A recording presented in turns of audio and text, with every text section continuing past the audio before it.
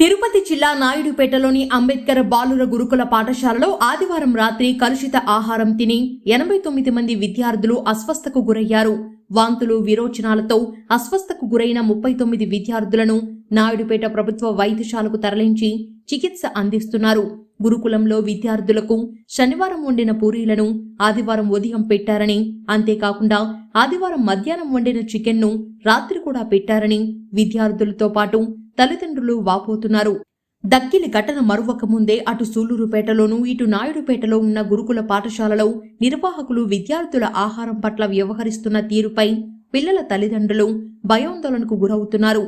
ఇకనైనా అధికారులు తగు చర్యలు తీసుకోవాలని వారు కోరుకుంటున్నారు.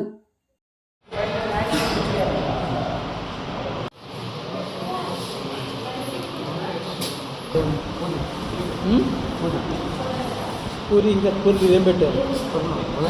ఉదయం నుంచి రాత్రి నేను కరెక్ట్గా చెప్పు. ఆదివారం వచ్చి పొద్దున్న పూరి పెట్టారు, మధ్యాహ్నం చికెన్, బాగా సాయంత్రం బాగా చికెన్ పెట్టారు, మళ్ళీ సాయంత్రం కూడా నైట్ పెడతారా? అదే పెట్టారు అంటే బిగినింగ్లో పెట్టారు. ఎవరి మీద? ట్యాక్సీ ఏం పేరు? శ్రీనివాస్. ఎన్నో క్లాస్? పురపాలక సంఘ పరిధిలో రెసిడెన్షియల్ స్కూల్ నందు దాదాపు 881 మంది పిల్లలు ఉన్నారు.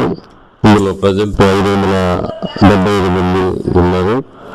ఇందులో దాదాపు 85 మంది వరకు డయేరియా రావడం జరిగింది.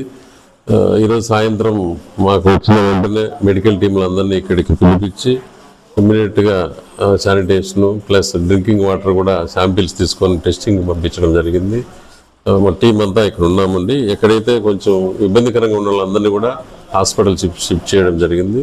ఇక్కడ క్యాంపు డాక్టర్లు ఇద్దరు, మెడికల్ టీము, మొత్తం మా మున్సిపాలిటీ సిబ్బంది, రెవెన్యూ అందరూ కూడా కలిసి మేము ఇక్కడే ఉంటున్నాము. ఏ ఇబ్బంది అయినా సరే మా గౌరవ కలెక్టర్ గారు, గౌరవ ఎమ్మెల్యే గారి ఆదేశాల మేరకి ఇక్కడే ఉంటున్నాము. ఏ ఇబ్బంది అయినా సరే వెంటనే తిరుపతికి షిఫ్ట్ చేస్తానికి సిద్ధంగా ఉన్నాం.